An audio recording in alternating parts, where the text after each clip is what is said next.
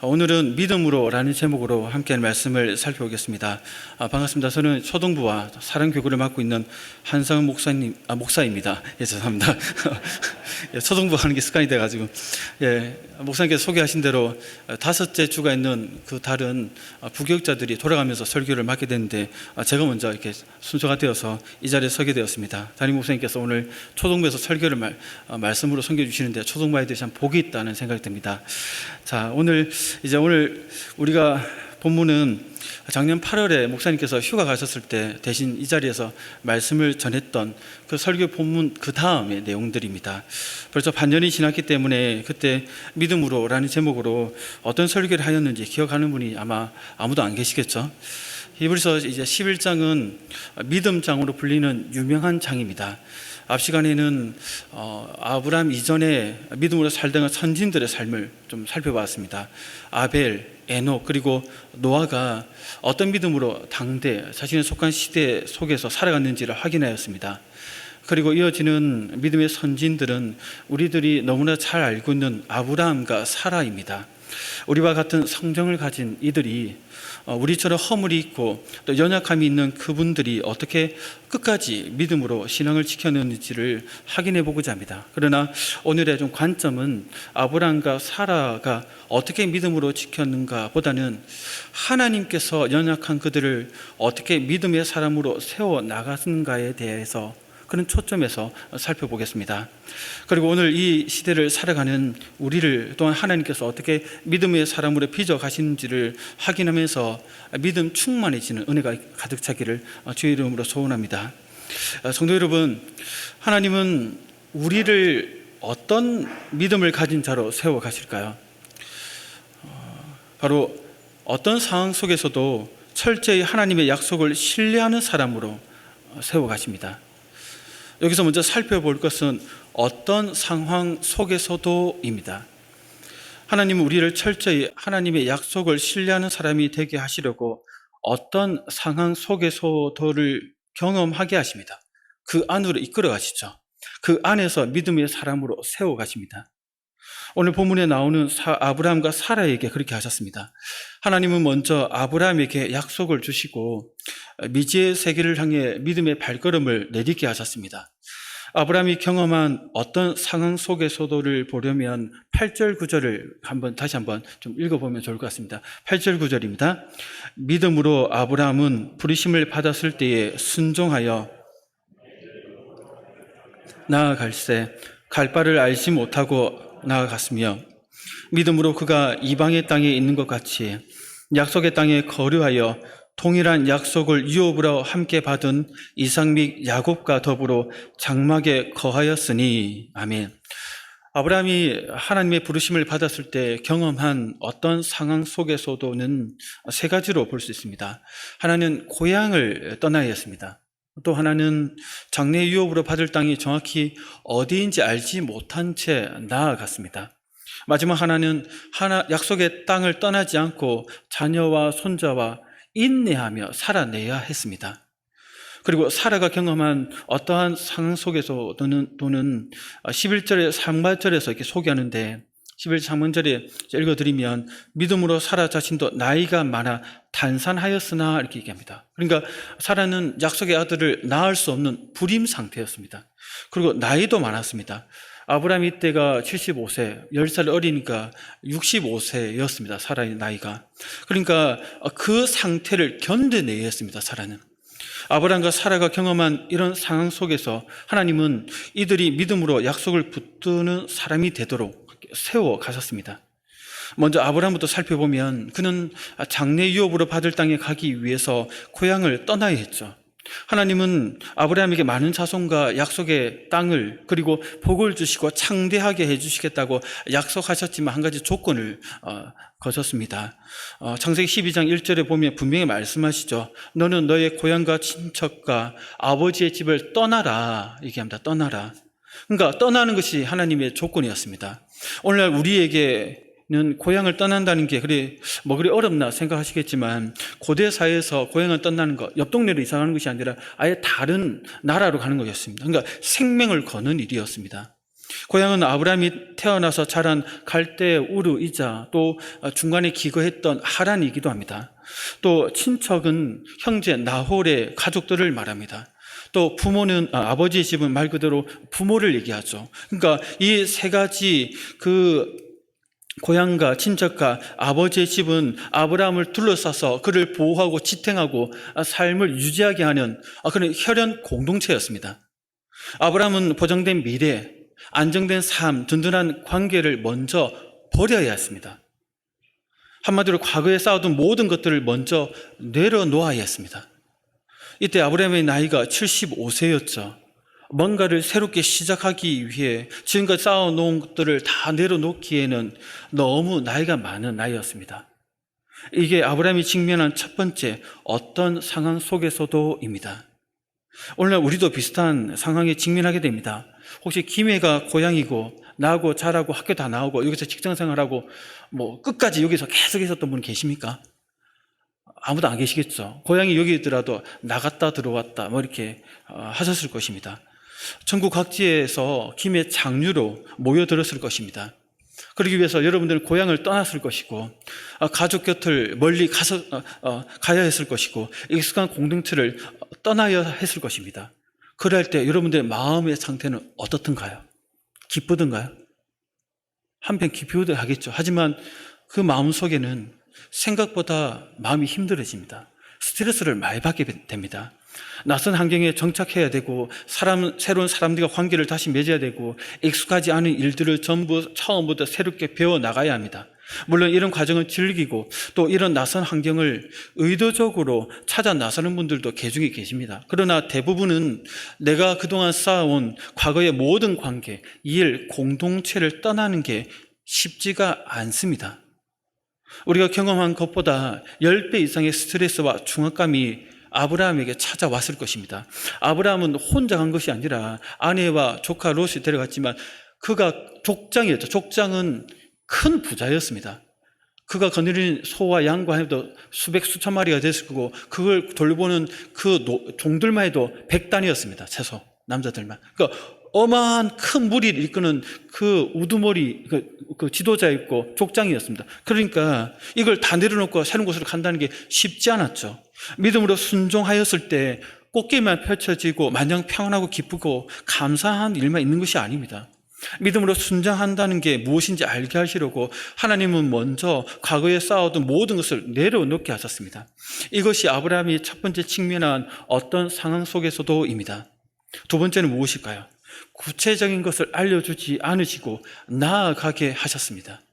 하나님은 아브라함에게 장래 유업으로 땅을 주셨지만 구체적으로 어디인지 알려주지 않은 채 따라오게 하셨습니다. 창세기 12장 1절에서 얘기를 하셨죠. 내가 내게 보여줄 땅으로 가라 하셨습니다.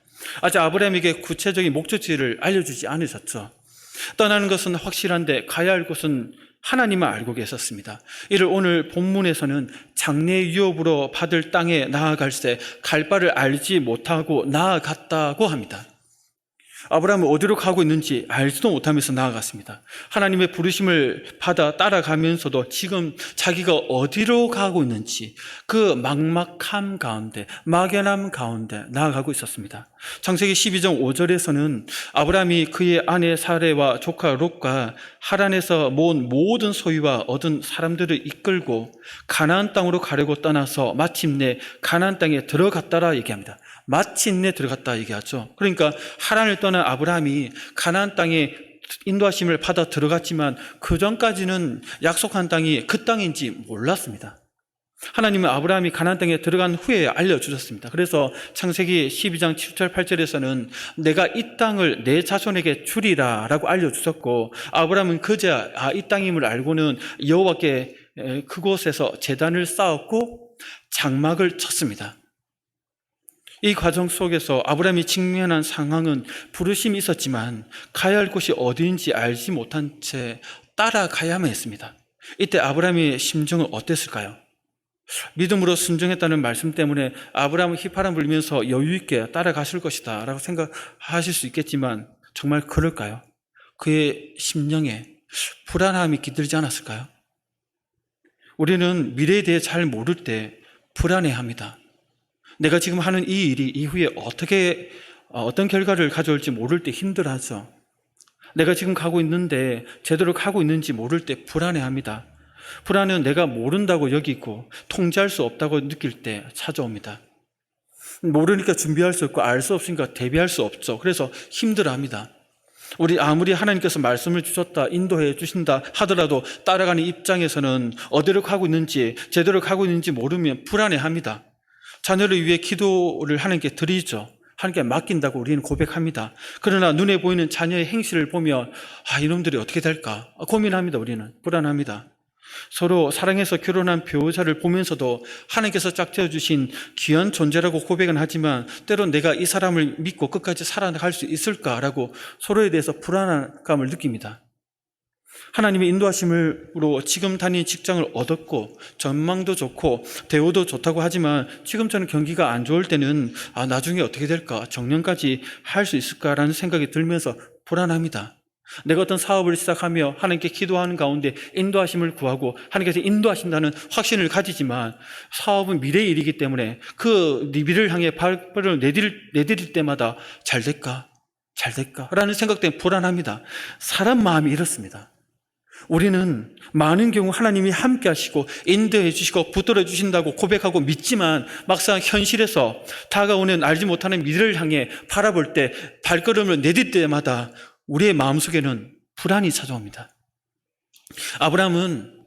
하나님은 아브라함에게 어디로 가야 하는지 알지 못한 채 그 막막함, 그 불안한 상황 속에서 이끌어 가셨습니다. 그 상황을 허용하신 것이죠. 계속해서 보겠습니다. 아브라함이 직면한 어떠한 상황 속에서도 세 번째는 약속의 땅을 떠나지 않고 자녀들과 끝까지 인내하며 살아내야 했습니다. 죽을 때까지 긴 인내가 요구되었습니다. 그래서 9절에서 보면 우리 9절을 같이 한번 읽어볼까요? 9절 말씀 좀 띄워주시기 바랍니다. 9절입니다. 시작. 믿음으로 그가 이방의 땅에 있는 것 같이 거류하여 동일한 약속을 유업으로 함께 받은 이삭 및 야곱과 더불어 장막에 거하였으니 아멘. 아브라함은 아들 이삭과 손자 야곱과 더불어 약속의 땅에서 끝까지 살아냈습니다. 이 땅은 유업이 될 땅이었지만 하지만 아브라함 입장에서는 살아생전에 소유해 본 적이 없습니다. 약속만 붙들고 살았지 성취는 살아생전에 경험하지 못했습니다. 자신의 생애가 끝날 때까지 아브라함은 오랜 세월 동안 약속만 붙들고 인내해야 했습니다. 하나님이 자손에게 주시겠다고 약속하셨으면 좀 표시로 얼마만큼의 땅이라도 좀 주시면 마음이라도 괜찮을 텐데 아내 사레의 죽음을 묻기 위한 그 막벨라 굴 외에는 하나님께서 허락하신 땅이 한 치도 없습니다. 한 평도 없습니다. 한 곳에서 정착하지 못하고 반육목민이 되어서 농사도 짓고 이제 목양도 하는 반육목민을 하거든요. 여기저기 돌아다니면서 나그네 같은 생활을 하였습니다. 그러니까 일평생 약속만 붙들고 인내해야 하는 상황을 경험하게 하셨습니다. 성도 여러분, 사람들이 속된 말로 미치고 환장하겠다라고 말할 때 대부분 어떤 경우일까요? 일이 잘 풀리지 않을 때 그렇게 하죠. 그러나 또 다른 하나는 약속이 더디 이루어질 때입니다. 인내를 언제까지 해야 될지 모를 때 사람들은 견디기 힘들어합니다. 미치려고 하죠. 우리는 빨리 문화라서 더딘 것을 싫어합니다. 뭐든지 빨리 하기를 원하죠. 그럼 잘했답니다. 빨리 하면. 그런데 하나님은 이런 우리 민족 성서와 정반대의 상황 속으로 우리를 이끌어 가십니다. 더디게 하시고 늦어지게 하시고 또 기다리게 하십니다. 될 듯 하면서 안 되게 하시고 도착한 것 같은데 아직 멀어지게 하시고 줄 듯 하시면서 더 기다리게 하십니다. 사람 애간정을 높게 하시죠. 하나님은 우리가 힘겨워하는 그런 인내의 상황 속으로 이끌어 가십니다. 계속해서 볼까요? 이제 사라가 경험한 어떠한 상황 속에서도입니다. 앞서 11절에서 확인하였듯이 사라 자신도 나이가 많아 단산하였다 얘기를 하죠. 사라는 약속의 아들을 낳을 수 없는 불임 상태였고 나이도 많았습니다. 하나님의 약속이 자기 때문에 안 이루어질 수도 있다라는 생각을 하는 상황까지 이르게 되었습니다. 아브라함이 하갈과 동침하여 이스마엘을 낳는 것을 보면 아브라함에게는 문제가 없죠. 자녀를 낳을 수 있는 상태입니다. 몸이. 그러니까 그동안 자녀를 낳지 못한 표면적인 원인은 사라 자신에게 있었습니다. 하나님은 아들을 주시겠다고 분명히 약속하셨고 남편은 자녀를 낳을 수 있는 몸 상태고, 그러나 사라 자신 불임 상태니까 결국 자기 때문에 하나님의 약속을 이룰 수 없다는 생각에 이르렀습니다. 그래서 오랜 세월 동안 자기 때문에 하나님 뜻이 이루어질 수 없구나, 자기 때문에 아들을 얻을 수 없구나라는 그런 감정, 죄스러운 마음, 괴로운 마음으로 그렇게 살아봤습니다. 성도 여러분, 우리가 하나님 앞에서 죄책감을 느낄 때가 많습니다. 물론 죄를 지어서 느낄 때는 당연하죠. 그거 말고 내가 하나님의 뜻을 분명히 알고 그 뜻을 따라 살아간다는 것을 아는데 내가 가진 어떤 약점, 내가 가진 어떤 연약함, 내가 할 수 없다라는 나의 어떤 환경 때문에 하나님 앞에서 나아갈 때마다 죄스러운 마음을 가지게 됩니다. 또 다른 사람들은 문제가 없고 나에게 원인이 있다는 생각 때문에 나만 아니면 될 텐데 나 때문에 안 되구나, 나 때문에 하나님께서 일하시지 못하구나 하는 생각이 들면 하나님 앞에 고개를 못 들죠. 또 다른 사람들에게도 미안해서 마음이 편치가 않습니다. 이게 한두 달이면 버텨보겠는데 1년이고 10년이고 길어지면 정말 괴롭죠. 사라가 10년 넘게 그 세월을 갑니다. 하나님은 때론 우리에게 이런 상황 속으로 이끌어 가십니다. 하나님의 더 크신 뜻이 있지만 그것을 깨닫지 못합니다. 그 당시에는. 그러니까 당장 우리 눈앞에 보이는 하나님의 역사가 내 때문에 내가 가로막고 있구나라는 생각에 스스로 이르는 것이죠. 하나님 그렇게 의도하시지 않았지만. 그래서 자기 때문에 그렇다 하면서 그 긴 세월 동안 괴로워합니다. 때로는 하나님께서 이런 과정도 하나님 뜻 가운데 허용을 하신다는 것입니다. 사라가 그런 상황을 경험하였습니다. 성도 여러분, 우리는 여기까지 아브라함과 사라가 겪은 어떤 상황 속에서도를 확인하였습니다. 과거에 쌓아놓은 것을 내려놔야 하는 상황, 지금 가고 있지만 어디로 가고 있는지 모른 채 가고 있으면서도 늘 불안한 상태, 약속의 성취를 경험하지 못하면서 끝까지 약속만 붙들어야 되는 그 인내하는 세월들, 자기 자신 때문에 하나님의 약속이 이루어지지 않는다고 하는 그 죄스러운 마음, 하나님은 이런 상황으로 이끌어 가셨습니다. 동시에 하나님은 우리를 그런 상황 속으로 때론 이끌어 가십니다. 성도 여러분, 과거에 하나님께서 여러분들에게 어떤 경험을 하게 하시던가요? 어떤 상황을 직면하게 하시던가요? 지금은 어떻습니까? 지금 여러분이 처해 있는 상황은 어떻습니까? 과거에 쌓아놓은 것들을 내려놓아야 하는 하나님의 메시지, 음성을 계속 듣고 있는 상황은 아닙니까? 하나님이 인도하시는 것은 알겠지만 어디로 가고 있는지 알지 못해서 불안해하고 답답하고 있는 그런 상황이진 않습니까? 언제 이루어질지 모르는 채 계속해서 인내만 해야 되는 그런 상황이지는 않습니까? 내가 하나님 역사를 가로막고 있다라는 그런 생각에 자신을 막 괴롭히고 자책감에 하루하루를 보내고 있지는 않습니까? 성도 여러분, 어떤 상황 속에 있든지 좌절하지 마십시오. 우리의 인생을 인도하시는 분은 하나님이십니다. 하나님께서 우리가 겪어야 할 그 상황 속으로 인도하고 계십니다. 우리가 하나님의 주권을 믿는다고 할 때 이 또한 나는 잘 모르고 다 이해할 수 없어도 하나님께서 인도하고 계신다고 믿는 믿음의 고백인 것입니다. 성도 여러분, 여러분이 처한 상황은 하나님의 실수가 아닙니다. 하나님이 여러분께 관심이 없어서도 아닙니다. 하나님의 깊은 뜻이 있기 때문에 그런 힘든 상황을 경험하게 하십니다. 하나님께서 저와 여러분을 믿음의 사람으로 세우기 위해서 허용하신 상황들입니다. 하나님이 아브라함과 사라가 어떤 상황 속에서도 믿음으로 약속을 붙들게 하셨듯이 우리에게도 그렇게 하십니다. 그러나 바닥에서 곧장 정상에 이른 믿음의 사람의 우로 곧장 올라가게 하지는 않으십니다. 바닥에서 정상에 이르기까지 그 과정들을 하나님께 거치게 하시죠. 이 과정 속에서 충분한 시행착오를 겪도록, 실수를 겪도록 허용을 하십니다. 오늘 히브리서 본문은 한 문장으로 아브라함과 사라의 믿음을 정의해야 하니까 시행착오, 실수 이런 것도 다 빼버리고 믿음으로 순종했다라고 밝히지만 실은 그렇지 않죠. 우리가 다 알고 있습니다. 많은 시행착오, 실수를 거쳤습니다. 그들은.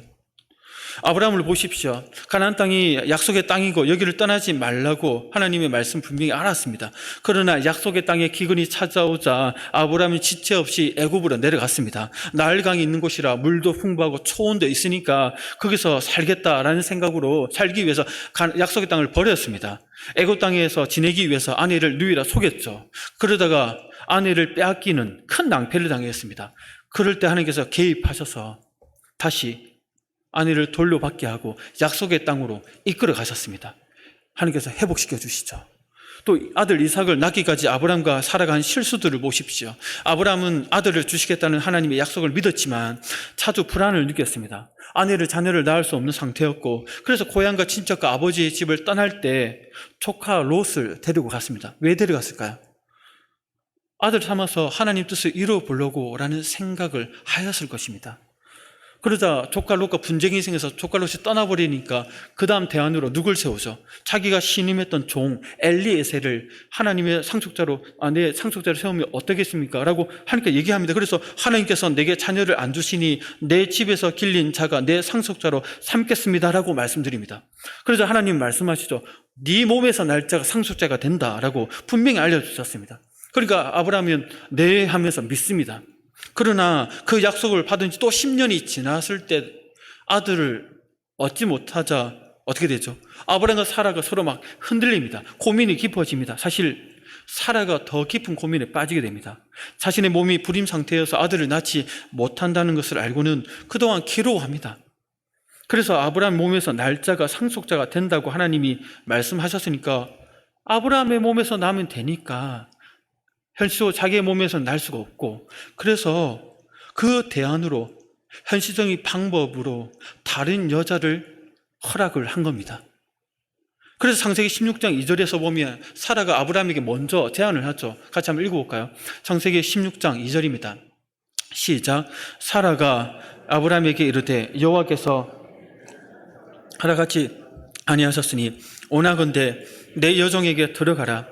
내가 혹 그로 말미암아 자녀를 얻을까 하노라 하며 아브라함이 사라의 말을 들으니라 이렇게 합니다. 여기 보니까 내 자녀를 얻을까 얘기하죠. 그러니까 지금 사라는 자기 인생에서 가장 힘든 결정을 내렸습니다. 그동안 안고 살아왔던 자기 때문에 아들을 못한다라는 이런 죄책감을 벗어날 수 있는 길, 그러면서 하나님의 약속을 이룰 수 있는 길, 자기 나름의 최선의 방법을 선택한 것이 여종을 남편에게 허락을 하는 거였습니다. 자기에게는 쉽지 않은 결정이었습니다. 이걸 가지고 믿음이 없어서 저런다라고 단정할 수 있는 게 아닙니다. 오히려 믿음이 있었기 때문에 약속을 근거로 자기 나름대로 자기를 희생하면서 한 결정이었습니다. 그리고 아브라함도 아내가 어떤 마음에서 내는 결정인지 알게 두말하지 않고 그래서 허락을 한 것이죠. 그래서 여종 하갈을 통해 이스마엘이라는 아들을 얻었고 이 아들이 약속의 아들이다라고 10년 넘게 확신하면서 살았던 것입니다. 그러나 하나님은 말씀하시죠. 아니다. 사라의 몸에서 날짜가 상속자가 된다라고 다시 한번 알려주십니다. 그러면 사라가 한 것이 무엇이죠? 시행착오죠. 실수죠. 성도 여러분, 약속과 저는 다른 현실이 펼쳐질 때 우리는 믿음이 있기 때문에 믿음으로 뭔가를 하려고 시도합니다. 그러나 우리가 가진 재성, 연약함, 또 어떤 하나님의 뜻을 온전히 모르는 기 때문에 실수할 때가 많습니다. 지나고 나면 후회되는 선택을 하죠. 그때 그 말만 하지 않았으면 좋았을 걸. 그때 그렇게 안 했어도 하나님께서 알아서 해결해 주셨을 텐데, 지나고 나면 그리 큰 일이 아니었는데 왜 그때 내가 혈기를 부렸는지, 왜 조급하게 그런 결정을 내렸는지 라고 고백합니다. 믿음으로 그 당시에는 한다고 했지만 실수한 것들이 너무나도 많습니다. 그럼에도 불구하고 정말 감사한 일은 하나님이 이런 시행착오를 허용해 주시는 겁니다. 이 말은 말씀 붙들고 믿음으로 살려고 몸부림치는 과정 속에서 선택한 실수들을 허용하신다는 말입니다. 왜 그렇게 허용하실까요? 그 실수와 시행착오를 선하게 사용하시기 위해서입니다. 믿음의 사람이 되게 하는데 필요한 미끄럼이 되게 하십니다.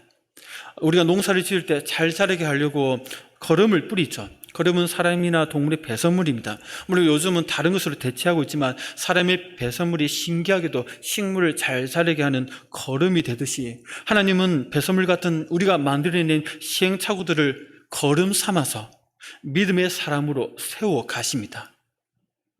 우리는 실수했다, 시간을 낭비했다, 관계가 깨어졌다, 상처를 받았다, 하나님 뜻이 아니었다 하면서 너무 괴로워하면서 과거를 생각할 때마다 괴로워하면서 자기를 괴롭힐 때가 많습니다. 그러나 너무 자책하거나 너무 자신을 괴롭히지 마십시오. 하나님은 그런 모든 우리의 연약함에서 난 배설물들을 끌어모아서 우리가 믿음의 사람이 되도록 걸음으로 삼으십니다. 그래서 결국 하나님이 원하시는 믿음의 사람이 되게 하십니다. 아브라함과 사라에게 하셨듯이 말이죠.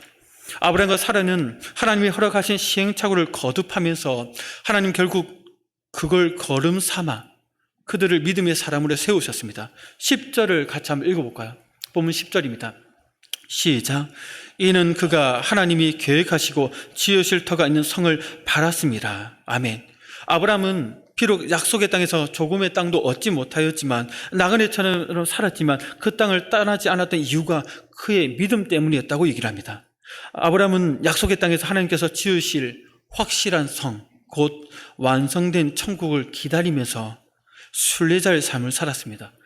천국 소망을 품고 약속의 땅에서 자손들과 끝까지 인내하며 나그네처럼 살아냈습니다. 이러한 믿음의 사람이 되었습니다.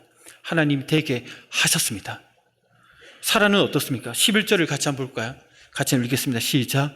믿음으로 사라 자신도 나이가 많아 탄산하였으나 잉태할 수 있는 힘을 얻었으니 이를 미쁘신 줄을 알았습니다. 아멘. 비록 여종 하갈을 통해 아들을 얻고자 했고 또 아들을 주시겠다는 하나님의 말씀에 웃었지만 결국 이삭을 낳으면서 약속하신 하나님을 신실한 분으로 믿게 되었습니다. 그 믿음의 바탕으로 사라 한 사람의 믿음을 통해서 하늘의 별과 허다한 해변의 모래와 같은 많은 자손이 시작되게 하셨습니다. 이러한 믿음의 어머니로 하나님께서 세우셨습니다. 성도 여러분, 하나님은 이런 과정을 통해 하나님의 신실하심을 어떤 상황 속에서도 철저히 신뢰하는 사람으로 세워 가십니다. 이 일에 하나님은 여러분과 저를 부르셨습니다.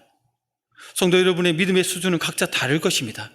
하나님이 많이 정확하게 여러분이 어떤 믿음의 단계를 거치고 있는지 아십니다. 여기서 우리 모두가 같은 믿음의 단계와 그 과정을 거치는 것은 아니지만 오늘 하나님께서 일하시는 방식에 대해서는 분명히 이해를 해야 됩니다. 그것은 하나님의 약속을 붙들고 따르기 위해 몸부림치는 과정 속에서 시행착오를 하게 된다입니다. 그리고 하나님 이 일을 허용하시고 그것에서 나오는 이 시행착오라는 배설물과 같은 것을 걸음으로 삼으십니다. 그렇기 때문에 그 과정 속에 있는 우리는 어떤 마음을 가져야 될까요? 하나님이 모든 것을 합력하여 선을 이루신다는 확신을 가지고 나아가야 합니다. 아직 아브라함과 사라처럼 하나님이 원하시는 믿음의 완성 단계는 아니겠지만 그 과정 속에 있는 우리가 붙들어야 될 말씀이 바로 이 말씀인 것입니다. 로마서 8장 28절을 우리 같이 한번 읽어보겠습니다. 시작. 우리가 알거니와 하나님을 사랑하는 자 곧 그의 뜻대로 부르심을 입은 자들에게는 모든 것이 합력하여 선을 이루느니라. 아멘. 다시 한번 읽어보겠습니다. 우리가 알거니와 하나님을 사랑하는 자 곧 그의 뜻대로 부르심을 입은 자들에게는 모든 것이 합력하여 선을 이루느니라. 아멘. 하나님은 하나님을 사랑하고 그의 뜻대로 부르심을 입은 자들에게 일어나는 모든 일이 궁극적으로는 믿음의 사람이 되도록 선하게 사용하십니다. 하나님은 우리를 어떤 상황 속에서도 경험하게 하실 때 그 상황 속에서 우리가 하는 모든 것들을 선하게 사용하실 것입니다. 그렇기 때문에 성도 여러분, 너무 자책하지 마시기 바랍니다.